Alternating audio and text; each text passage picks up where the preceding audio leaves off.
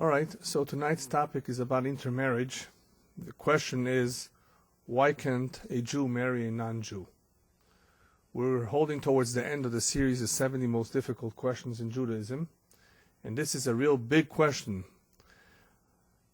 It's very sad for me to be giving this lecture tonight, but unfortunately it's something that we need to contend with in our times.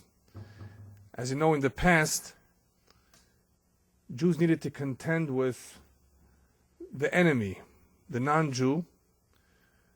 They needed to defend Judaism in the face of the non-Jew. There were many disputes amongst rabbis and priests, and many times the Jews were challenged. That was in the past. In the present, unfortunately, we now need to contend with a different kind of a challenge from another Jew.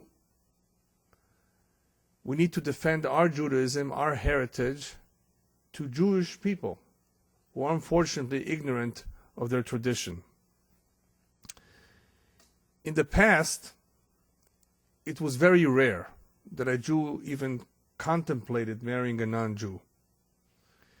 Anyone who did basically was prepared to go to Shmad. Shmad means to become an apostate, to convert to another religion. That's what it amounted to. And such a step was basically a rejection of Judaism completely. So it was very rare. It was almost not heard of. Today, unfortunately, what is happening is we have a lot of Jews who are ignorant. They're not doing this knowingly, intentionally, rejecting Judaism per se. They simply don't know what it means to be Jewish.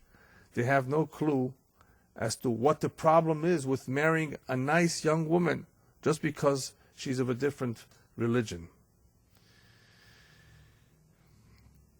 What has happened in the previous generation and today is also an opening up of society in such a way where the boundaries between Jew and non-Jew have almost disappeared.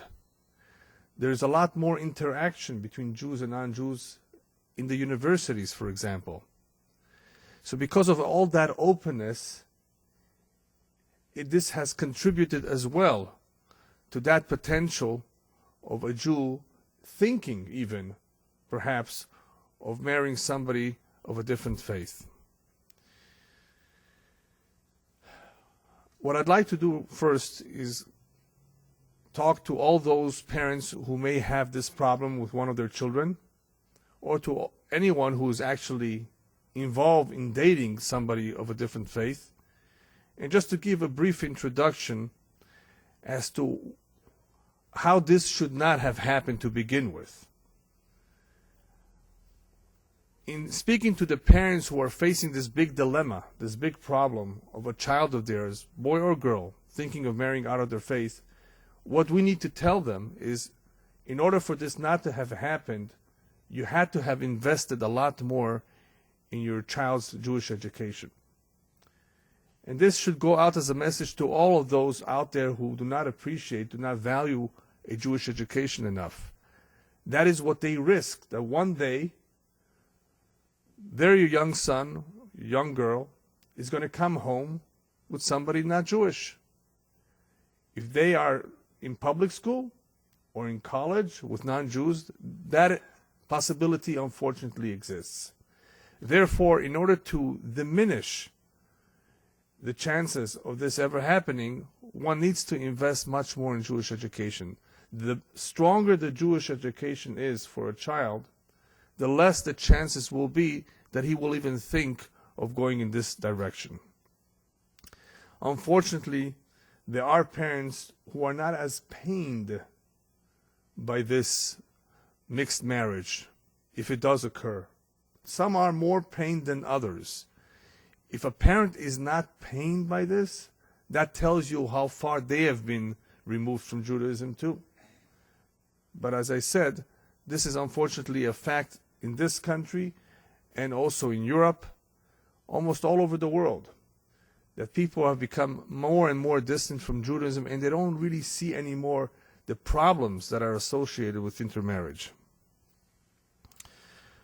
What do we want to accomplish tonight in 1 hour or so's time? What can we do in 1 hour's time to convince those people who are still thinking about a mixed marriage that it's not such a wise idea? What can we accomplish? There's very little that one could learn al regel achat, as the rabbis tell us, by standing on one foot. It is impossible to give over in 1 hour's time this very serious topic of the problems of an intermarriage. What I'd like to accomplish, however, is at least to anybody who hears this, at least to have them stop for a moment to reconsider, to open up their eyes and to reevaluate their options with a lot more caution. After all, we all agree that any major decision in our life, any major decision requires a good evaluation of the pros and cons, right? Life, after all, is full of mistakes. We make mistakes, but many mistakes it is possible for us to repair. Marriage is one of those areas that if we make a mistake, it may be very difficult to repair, if at all. So therefore, when it comes to making the decision in marriage, you want to be extra careful in evaluating the pros and cons of a particular situation. Now we're also living in a time where marriage in itself has been collapsing. There's a lot of divorces. The rate of divorce in many countries is 50%. 50% of marriages dissolve. So let me just share with you a statistics at the very beginning, that if there are 50% divorces in regular marriages, there's 75% divorces in mixed marriages. Just to let you know that the success rate of a mixed marriage is not very, very high. So, what is the problem of a mixed marriage? Why don't they succeed? What's wrong with it? Why does the Torah tell us that it's prohibited? What's wrong with that? After all, aren't all of us created in the image of God? B'tselem Elokim, every human being is special, right? So what's wrong with it? Some people will even claim that we're racist, that we are discriminating against certain types of people. But they don't understand what true discrimination is. There's bad discrimination and there's good discrimination. The bad discrimination is when we treat others who are different than us as inferior.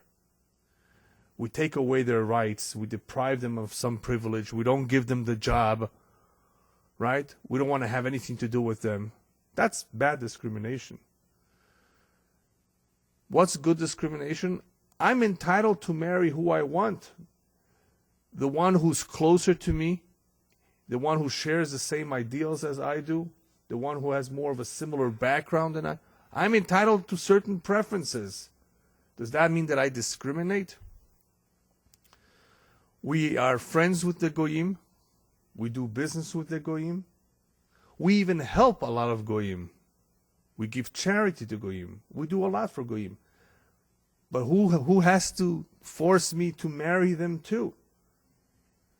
I want to marry somebody that is similar to me, that shares the same values as I do, that has similar goals as I do. Is that called discrimination? No. I want to succeed. I want something that's similar to me. That's not called discrimination. Am Yisrael is interested in survival. As a nation, as a people, we have a very important mission that we want to transmit to our children and to our grandchildren, to future generations. And in order to succeed in that mission, we have to marry Jews. Simply stated, that's our goal in marrying another Jew, is we want to survive as a people. We don't want to disappear. We don't therefore want to assimilate. We have this mission, we have this job, and if we are going to succeed in it, it requires that we live our life according to certain standards, and that we marry our own, who will share the same ideals. Okay, comes along a Jew who has not been raised as a Jew. Says, okay, that's very nice for those who believe in this faith. I did not grow up with it. My parents did not teach me anything. They themselves don't observe anything, barely anything Jewish in the home. Why should I have anything to do with this? Why should I care about this? I don't have anything to do with it. What is the answer to him? The answer is very simple. Just because one's parents did not do what they were supposed to does not exonerate the child, the son or the daughter, from being a responsible human being, from doing the right thing. Just because the parents made a mistake does not mean that you are free to do whatever you want. Yes, they may have made a mistake, and it could be their grandparents made a mistake too. But every Jew is a custodian who's responsible to give over this heirloom, this inheritance, this precious inheritance to the future generation. Every Jew has that responsibility, no matter how he grew up. That's just our responsibility as Jews. It happens sometimes that a father or a mother takes a beautiful painting that they inherited from some grandmother and throws it in the attic. They don't care about it, right? That's what the attic is for, storing all kinds of useless things that we can't get rid of them so easily, so we store them in the attic. Let it accumulate dust. All right, comes along the son who has grown up and says, well, it's cleaning up time. I don't want all this junk in the attic. And he sees this painting. He doesn't realize that this is a very precious, valuable painting, Mona Lisa, right? Doesn't realize what he's looking at. Says, let's get rid of it. Does it make sense to get rid of a beautiful painting just like that? Doesn't it make more sense to have it appraised? Maybe this is worth $500,000, and there have been such stories that the guy found something in the attic. He thought it was nothing, and it was a masterpiece. It was priceless. But they didn't know the value of it. You know how many Jews do not know what Judaism is? They don't know what they're about to throw away. They don't know what they're giving up. So before you throw away what your parents threw up in the attic, perhaps have it evaluated. Perhaps have it appraised. And even though we're going to cover some points about Judaism here in this lecture, there's no comparison, there's no alternative than going to a good seminar for a couple days to learn a little bit about what Judaism is. It's such a shame that so many Jews out there in the world are geniuses. They know a lot about everything in the world that you can imagine. Greatest engineers, architects, and scientists. They know a lot about a lot of things except about Judaism. Very sad. Very sad indeed. So therefore, the first and most important step a Jew needs to do, even though he was deprived of any Jewish education and tradition, is take it upon himself to find out, to discover what it is to be a Jew.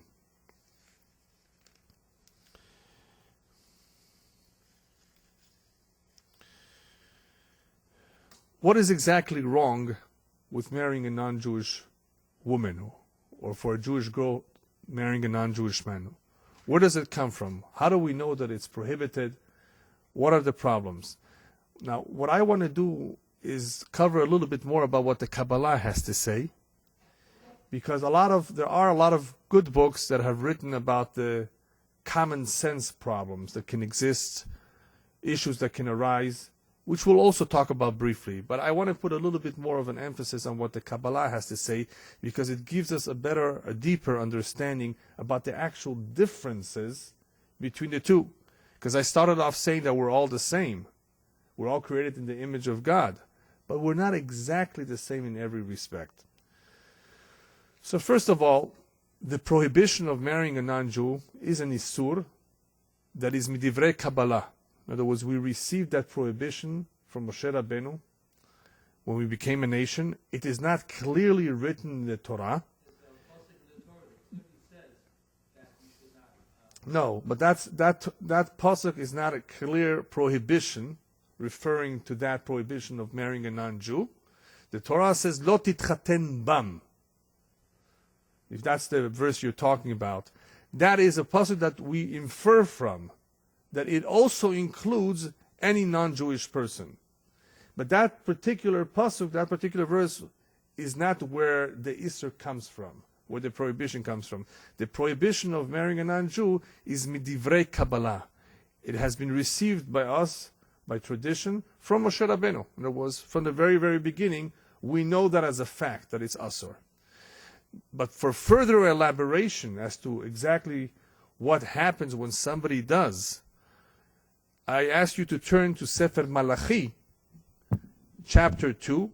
That's where he describes in detail what the problem is and the consequences of it too. Malachi, chapter 2, pasuk 11. It says, Bagda Yehuda. Yehuda has committed an act of treason, v'to'eva ne'esta b'Yisrael u'b'Yerushalayim, and an abominable act was committed.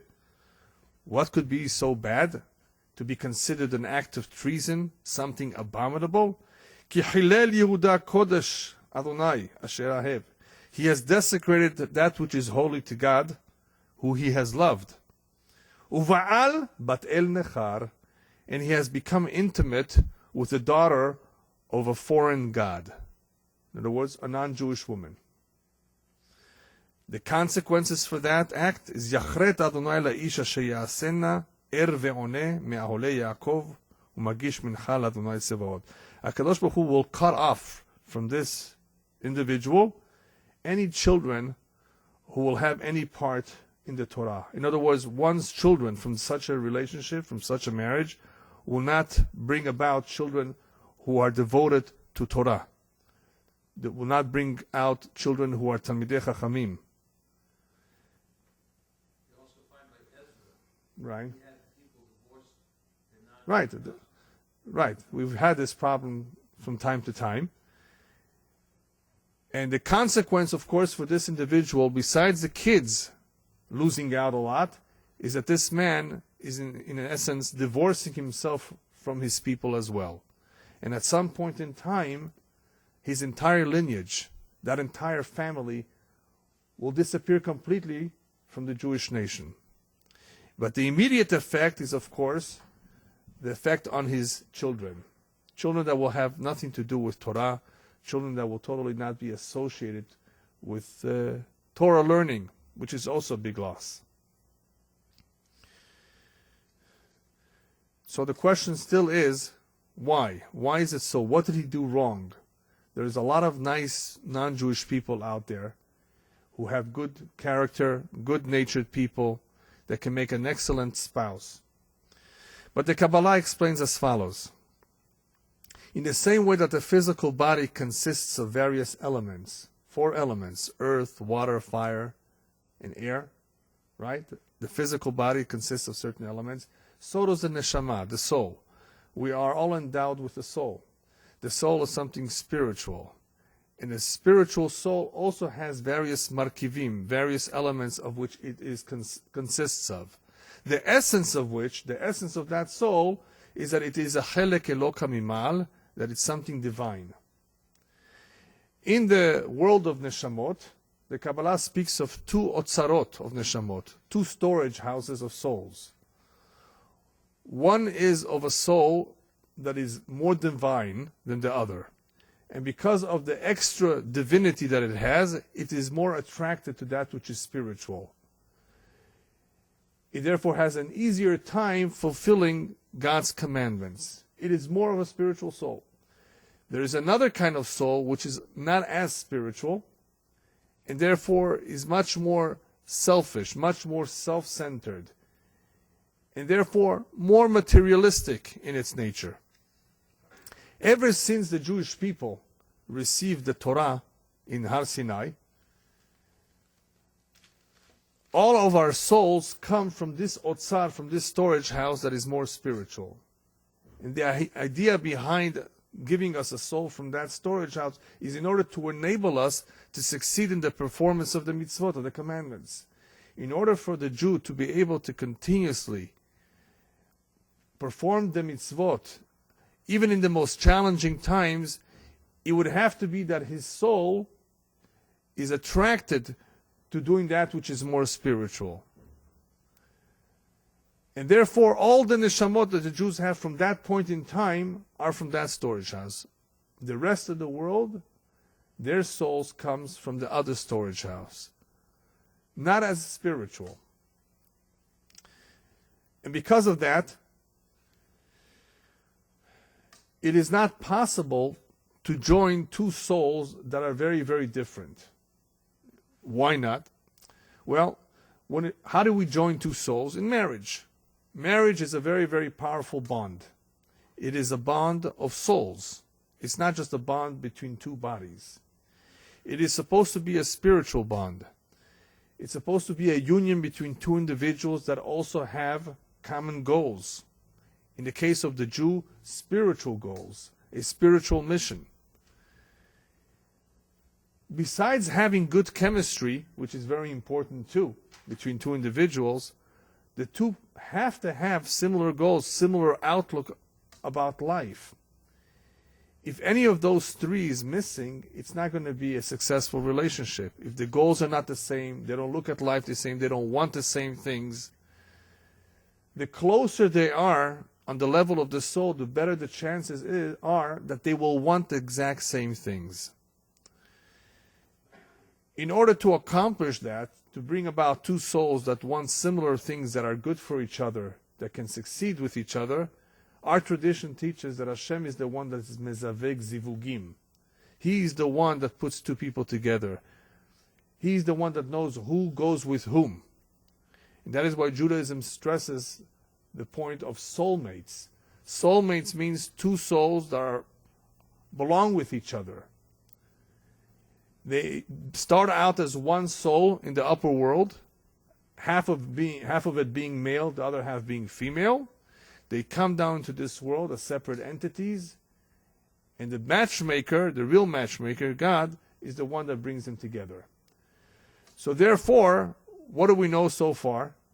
That a non-Jewish woman, non-Jewish man, can never, never, never be the soulmate, the true soulmate of a Jew. It's completely from a different storage house. It's therefore not going to be the optimal combination that will produce the desired results. And what is the desired result of the union between husband and wife? Not just procreation or having children, but to do the will of a God, to do the will of Hashem. Even two Jews who get married to each other do not always succeed. That's true too. But their chances are much better because they are endowed with the neshama that is more spiritual and more capable of not necessarily thinking of themselves, but thinking about what Hashem wants of us. It is more spiritual. Now you can understand and appreciate how our forefathers had the ability to give their lives for that which they loved and believed in. How could somebody just give their life for what they believe? Where do they take that courage and strength from? That's the neshama that they have, that is endowed with that ability and that willingness to do, first and foremost, the most important thing, the will of Hashem, much more than what they want in their life.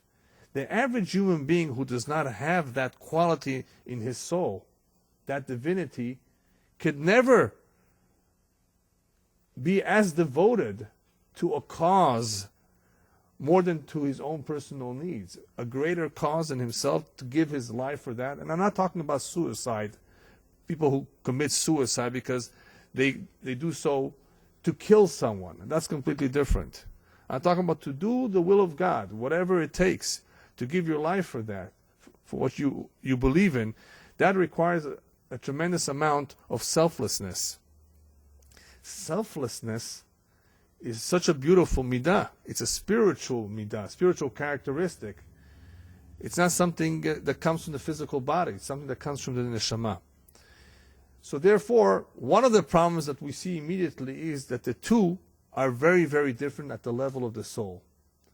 One would hopefully be willing to do the will of Hashem. That will be his highest priority. One will not have that much of an interest to do the will of God. Besides the fact that they're not going to necessarily have common goals and common values, both of them are going to be thinking of different things, which is already a recipe for disaster. Love in Judaism, therefore, is what? Love is spiritual. It is not just the bonding of two people physically. It is something spiritual in nature which involves the act of giving. It involves looking at the virtues of another individual.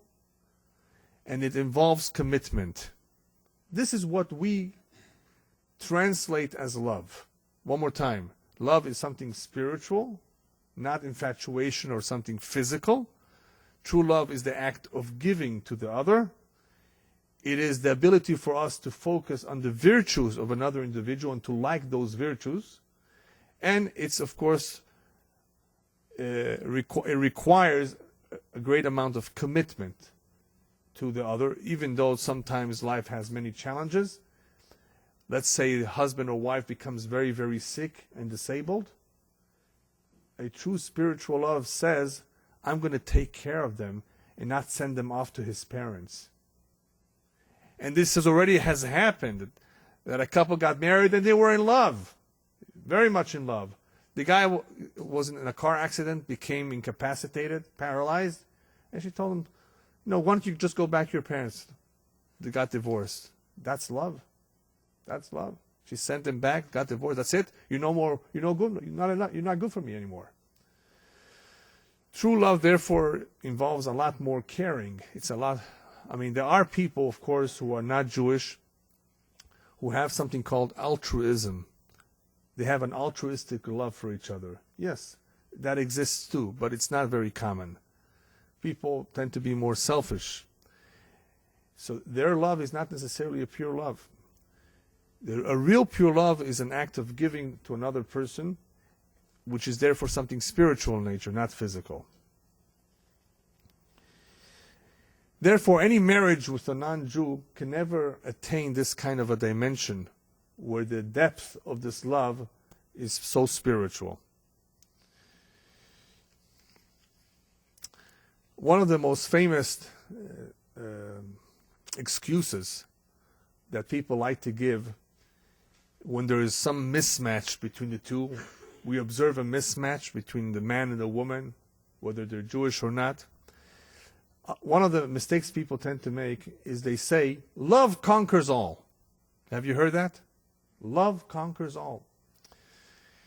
Now, there's a lot of problems with this. First of all, it's not true, and I'm going to demonstrate to you how it's not true.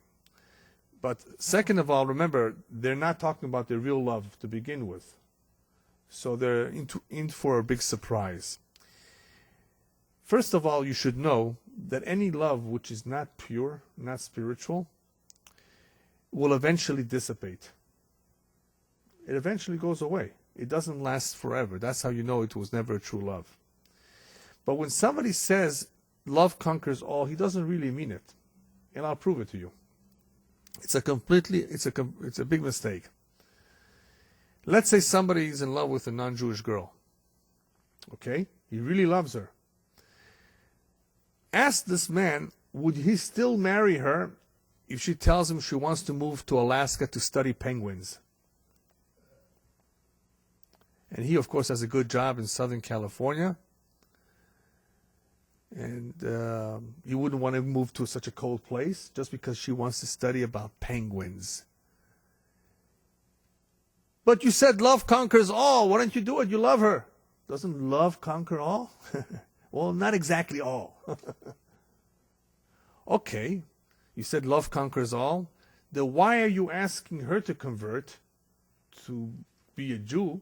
Why don't you convert and be a Catholic like her? Oh no, she has to convert for me to marry her. We're talking about a guy who actually wants to convert somebody. He doesn't want to just marry somebody not Jewish.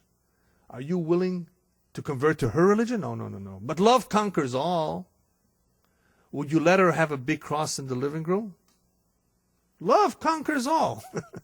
Right? No, but love conquers all. Right? Love does not conquer all. There are certain limits that we have that we would not allow for, we would not tolerate. And by the way, the fact that you are asking her to convert to your religion, isn't she in contempt of her faith by doing that? You're asking her to rebel against her parents? You're asking her to rebel against her faith just to marry you? I mean, if somebody, by the way, is willing to convert, let go of their faith, maybe one of these days they'll let go of you too. Anybody who's willing to give up something that was precious to them, maybe they'll give up the man they love too. I mean, what's the difference? They're capable of giving this up. They may be willing to give you up too. There's a lot of, therefore, hypocrisy in this kind of thinking that love will conquer all, especially if we're not talking about the real love. True love that conquers all, you know what it is? It is a love that we're willing to overlook the faults of an individual. There's a saying that a true friend is a friend that knows you with all your faults, weaknesses, and still loves you. That, yes, that's true love. True love is the willingness to overlook another person's faults. But don't ever say love conquers all. There's no such thing. On the contrary, this kind of love that people think conquers all is a blinding kind of love. It misleads you. It doesn't allow you to focus properly. It's not real love. And because people get married with this not true love, their homes eventually fall apart. They can't last long. They're not built on a healthy foundation. Okay, so we have two people, nevertheless, who are very, very much in love. What do we do now to separate them? It's a very difficult task, because even though I just finished saying love does not really conquer all, it's still something very formidable. It's still something very powerful. If somebody's in love with a girl, there's very little that can do to separate them. Very little that we can do. And the chances of success are very small. Unless the love for his faith, for his Torah, for his Judaism, will be stronger. Only then you may be able to convince him or her to let go of this particular relationship. Otherwise, love is very powerful and very difficult to undo. Even if it's on a very, very shaky foundation. They don't know that yet. They don't think so. The only way one can convince them, therefore, is if their love for their heritage, for their faith, is much stronger. And unfortunately, many times it's not so strong. It's not strong enough. And that is why they just continue with their intermarriage.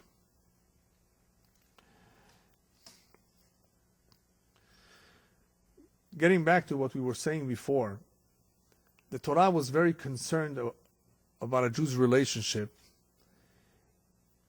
with that which is unholy, that which will take him away from his divine mission to do the will of Hashem. And because of that, the Torah prescribed for us certain mitzvot, certain commandments. And what all these commandments have in common is to strengthen our kesher, our bond with HaKadosh Baruch Hu, so that we should always stay in touch with Him, so that we should always stay on the right track. That is the purpose of all the mitzvot. Some of these mitzvot are to maintain our distance from anything which is unholy and impure. For example, ma'achalot asurot, forbidden foods. For a non-Jew, it's okay. For a Jew, it's not okay to eat certain forbidden foods. What all these forbidden foods or forbidden relationships have in common is that there's a certain level of tumah, of impurity in them. And tumah is the greatest obstacle in a Jew's performance as a Jew. It's an obstacle because it drives him away from being focused on what he's supposed to, and that is the will of Hashem. These are forces that exist out there. That is exactly what they do. They are unholy, and therefore they attack that which is holy. They don't get along, these two forces. So a Jew, for his own health, for his own benefit, is told to stay away from these things at all cost. Now, what happens if he did become unclean by touching, for example, something unclean? There are ways to become clean again, to become pure. It may involve immersion in a ritual bath, depending on the level of tumah. But however, one of the highest forms of impurity, which is very difficult to get rid of, is the bonding or the marriage between a Jew and a non-Jew. Because that tumah, if a Jew should ever fall into that, is very difficult to separate himself from. The Kabbalah considers it a trap. One who lives with a non-Jewish woman, and especially if he gets married to her, the bond between those two is so strong, the tum'ah, in a way, imprisons that individual and makes it very difficult for him to let go. One who therefore has a non-Jewish girlfriend, is very much involved with a non-Jewish woman, it will be very difficult for him to let go just because of the severity, because of the strength of that tum'ah in keeping him in a prison, in a sense. Very, very difficult to get out of it. Now, there are Jews, of course, who do not even realize that they are in prison. They're so distant, they're so ignorant, they don't even know that they fell in the trap. Eventually, when it falls apart, when the marriage falls apart, when they don't get along, they really, really are in shock. There was a guy who actually had to be hospitalized in an asylum. He went crazy. He couldn't believe that this woman that he loved so much would turn against him and call him a dirty Jew. After many years of having kids together, one day she called him that. It was in her blood. Of course. And he, of course, got divorced, lost all his money because he had to pay alimony for the kids, and ended up in an asylum. He went crazy. How could this happen? This tumah is very powerful. A non-Jew has no problem with eating forbidden foods for us because his source, the neshama that he has, is from that side, from the sitra hara, from that side. It can tolerate it. When a Jew lives this world, he becomes tameh. The body, the corpse is unclean, it's impure. Because there was a neshama there before. And once a neshama is removed, the unclean or impure forces try to invade that empty vessel and get any nourishment that they can from the holy sparks that were there before. That's why a Jew becomes tameh, unclean, when he dies. A non-Jew does not have that tum'ah as much upon his death because he always belonged to that side. So the death of that individual does not make a big difference as far as the impure forces taking over that empty vessel now, that corpse, that cadaver. With a Jew, it makes a big difference because of what he was before when the neshama was in him, the holy neshama, and now that it's no longer there. Now, in the same way that the health of a human being, the health of a physical body is determined by how a person feels, his weaknesses, his illnesses, we can tell if he's sick. We can tell if a person is unclean, impure, by how distant he is from Judaism. Because as I said earlier, the tum'ah has a tremendous power in moving a Jew away from his source, from where he should be. And if one is very, very distant, if one is completely detached from any Jewish tradition, it could be because he has been associating himself with all of these impure forces. So that in itself is an indication. You can tell what he's been doing, where he has been, by seeing the spiritual level of that individual. If it's a very low spiritual level, if most of the day what he's thinking is about personal desires and not spiritual desires or spiritual interests, then he has been unfortunately taken over by the tumah. I'm not talking about necessarily a Jew who is not observant. There are even observant Jews, Jews who observe Torah mitzvot, who have become very distant because of their immersion or their exposure to all this tumah. And of course, and they are the ones who make many mistakes in life, whether it's a mistake in their relationship at home, whether it's a mistake in business, in cheating people, in acting in a dishonest way. This all has to do with the impure forces out there. We're talking about an individual who has a holy neshama, of course, but can be distracted, can be misled, can be taken away from that which is holy and that which is spiritual, and be interested only in doing what his heart desires instead of what Hashem wants of him. That, unfortunately, is a problem for many people, regardless of how Jewish they are or not. It makes no difference. But I'm mentioning this to you because it is a form of barometer that you can tell the spiritual level of an individual as to where his interests lie, what he most desires in life.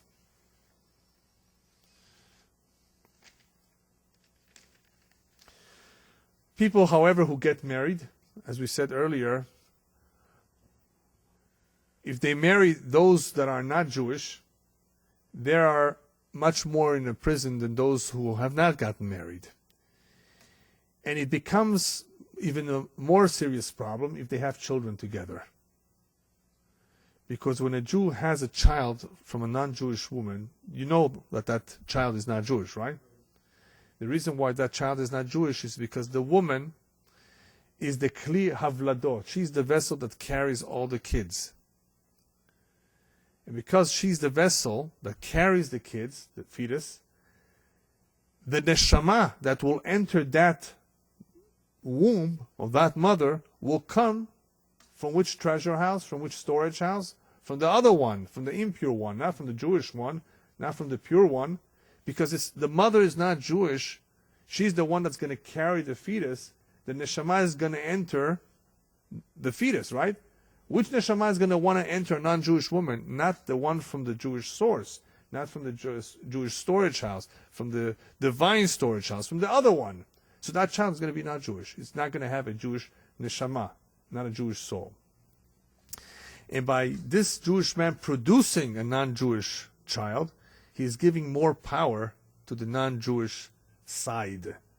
What's wrong with that? Well, the Jew's job has always been to strengthen the holy side, to strengthen holiness in the world, to bring about Hashem's rule into this world, to strengthen that which is holy. By him engaging in something which is unholy, producing a child that's unholy, he is giving strength to that other side, which is really competing with holiness. Oh, that's an act of treason. That's an act of treason when you give the enemy ammunition, when you give the enemy strength. That's why it's called Bagda Yehuda. He has committed an act of treason because he has given power to the other side, to the opposing side. That which is not compatible with Judaism. This is besides the damage that he does to himself. This is besides the damage that he does to his children. This is damage being done to the Jewish people. And according to the Gemara says that Mashiach does not come until all the souls that have to come into this world have come down. Comes along this man and sends a soul into a non-Jewish baby. He's also therefore responsible for delaying the coming of Mashiach. Another problem that he's causing. This association, this union with the other side, as it is called in the Kabbalah, causes a tremendous amount of harm all around. Okay, what about conversion? Let's say the Jew says, I'm going to convert her. What now? She's not going to be not Jewish, she's going to be a Jew. Is that okay? There have been many good converts. According to our tradition, a real convert, a ger tzedek, is a nefesh shene'eshka me'asitra achara. It's one of those souls that was robbed or taken away from that storage house and brought into the other storage house, into the divine one. And that is why she is more divine, wants to be Jewish. Now there are various reasons why a true convert wants to be Jewish, but basically they have something in them that makes them be attracted to that which is more divine. That is why they really want this. But that's only when she's interested in Judaism because of what Judaism is, not because of him. Not that she wants to be Jewish because she wants to marry him. She really, or he really wants to be a Jew because he loves Judaism. He's attracted to it. Then it's acceptable. As long as the man is not a Kohen is not allowed to marry a convert, it's workable, it's possible. We have Ruth HaMoaviyah. We have many good converts in Judaism. The problem begins when it's not for real. When it's not conversion for Judaism, but it's conversion for him. That causes problems down the road. Because if it's not pure, for the sake of accepting the yoke of heaven, and for the willingness, the sincere willingness to perform Torah mitzvot, down the road there's always a chance, a big chance, that she or he may let go of their Jewishness, and they may go back to their old ways, and the kids that grow up in this kind of a home become very confused. There's a Christmas tree, and there's a Chanukiah, there's non-Jewish symbols and Jewish symbols, and what next? Right? So it becomes very, very complex, very confusing for the kids, and it eventually falls apart too, because the husband, if he's Jewish, even a little bit Jewish, will not tolerate that kind of atmosphere. Now, I know that there are some Jews who are very tolerant.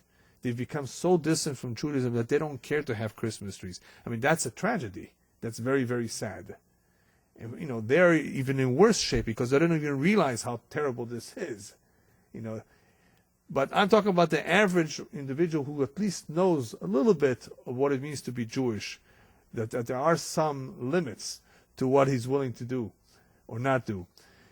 So something like this, where the convert was not serious, was not sincere from the very beginning, it eventually will fall apart.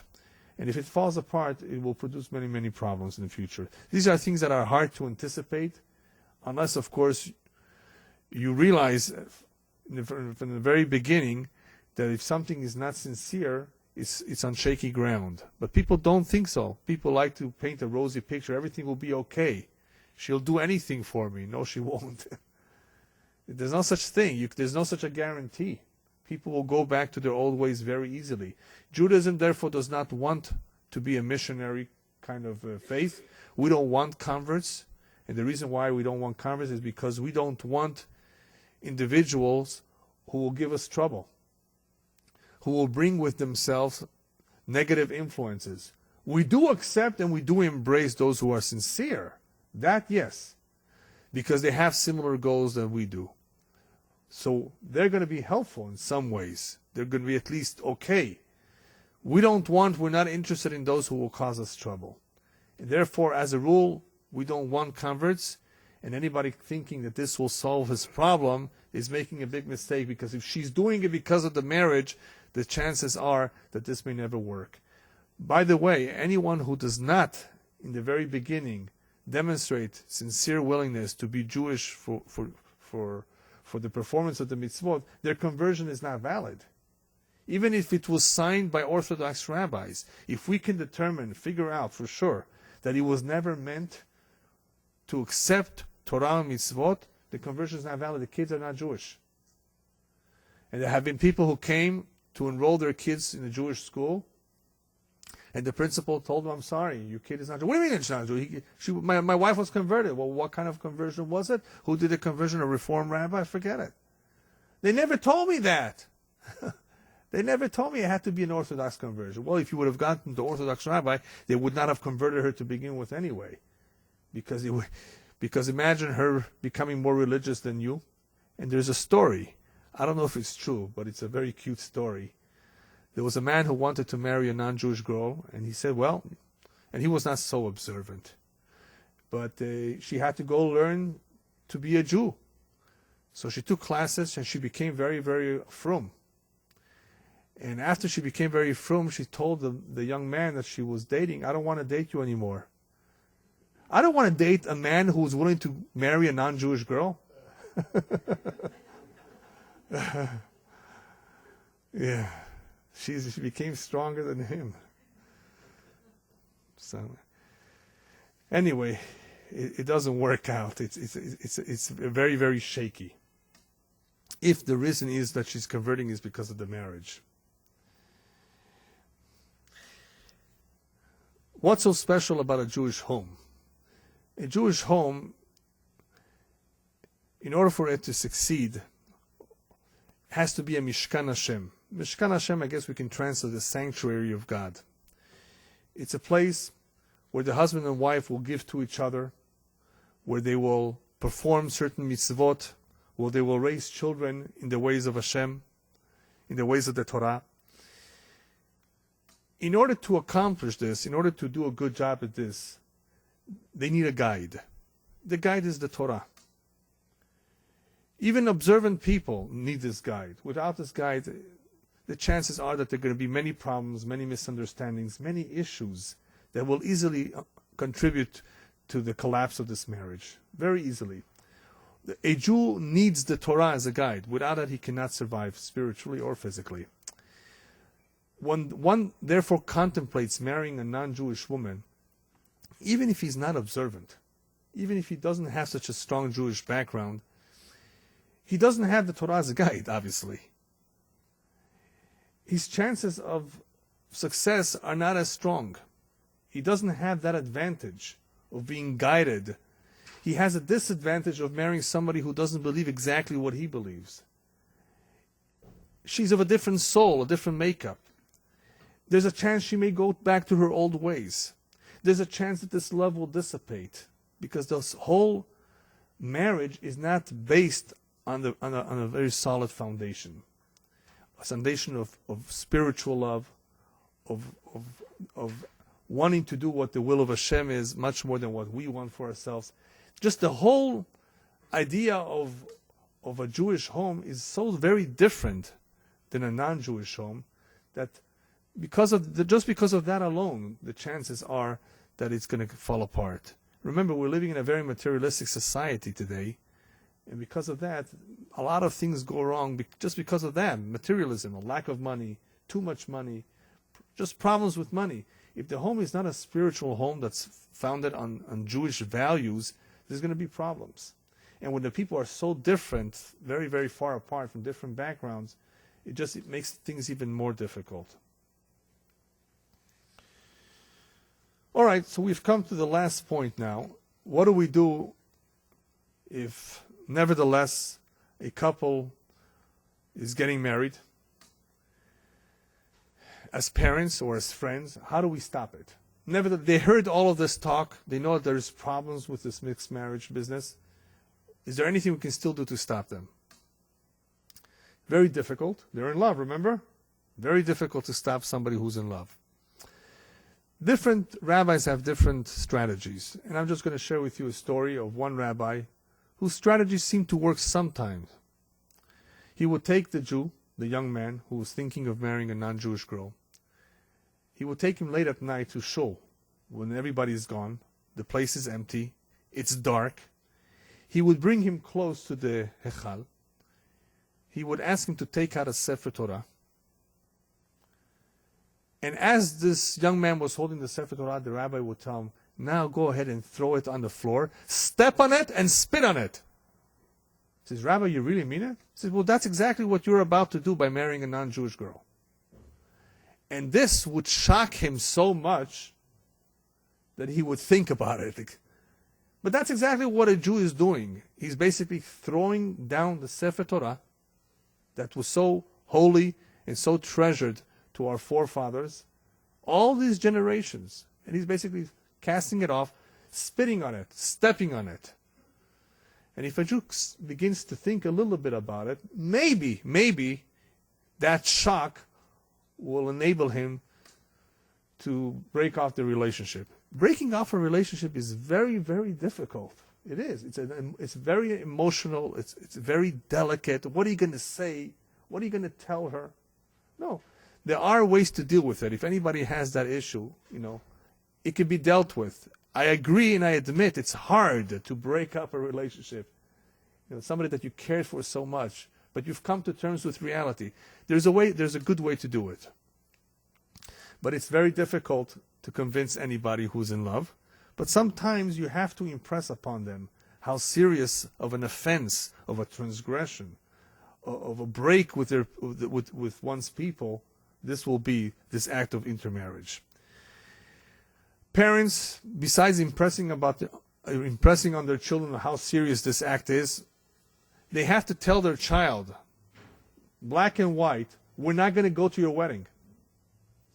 You have to be very, very clear that you're opposed to it. You have to be very, very strong that you're not going to support it. Otherwise, your chances of success are decreased. You have to be strong. You have to be very, very strong, but always leave the door open. Never do as some people have done. We disown you. No, that you don't want to do. People are ignorant. People don't realize what they're doing these days. It's not like in the past where people were more aware and for whatever personal reason they decided to break with their religion. Today, the majority of Jews who intermarry do not really realize, do not know what they're doing. So always leave the door open. If a son or daughter wants to come back home, allow them to. But you have to stand firm in how terrible this is, how you're opposed to it, how they're going to break your heart if they do this. You're not going to go to the wedding. You cannot go to such a wedding. You cannot go to your friend's wedding if this is what he's doing. You cannot show any support for any mixed marriages whatsoever. Even if it's a rabbi, not a priest, who's performing the wedding. Even if it's in a shul and not in the church. You're not even allowed to go into a church. You cannot in any way whatsoever show that you agree with this. If nevertheless they still go ahead with it, remind them on their day of the chuppah that there will be many, many tears that will be shed by the forefathers, many tears that will be shed in heaven for this individual who's breaking away, divorcing his people, because that's what he's doing. What I would like to tell you now is in case you know anybody who has this problem, I advise you to read a very good book, an excellent book on this topic called How to Prevent an Intermarriage, a book that was written by Rabbi Pakuz.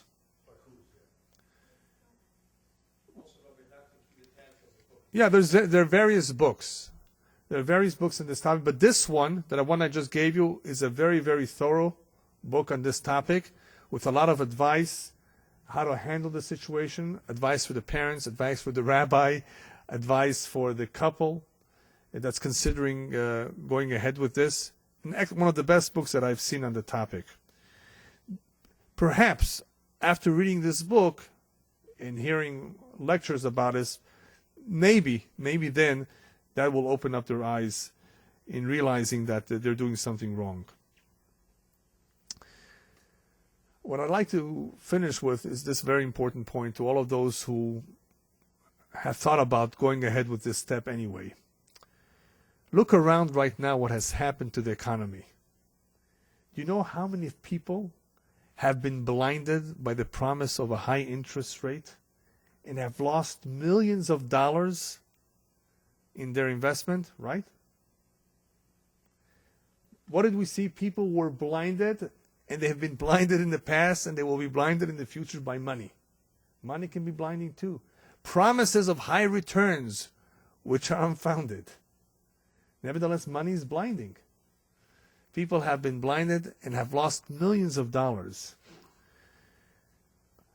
I therefore recommend anybody who's thinking about an intermarriage to look very, very closely at this fake love that he calls love.